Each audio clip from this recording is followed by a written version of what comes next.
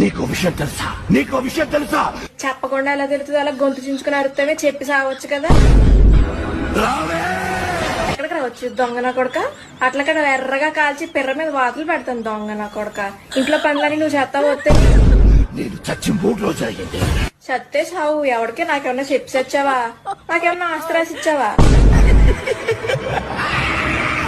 దెయ్యం పట్టినోళ్ళగా నవ్వేంటి? గొంతులో Vicks bill పాడేసుకో. ఆ నవ్వేంటి నాకు చచ్చిపోతున్నా. నా దేహం కుళ్ళిపోయింది. అందుకే రోజు సబ్బుతో మంచిగా రుద్దుకుని స్నానం చేయమని చెప్పేది. సరిగ్గా స్నానం చేయకపోతే అలాగే దేహాలు అయ్యి కుళ్ళిపోతాయి.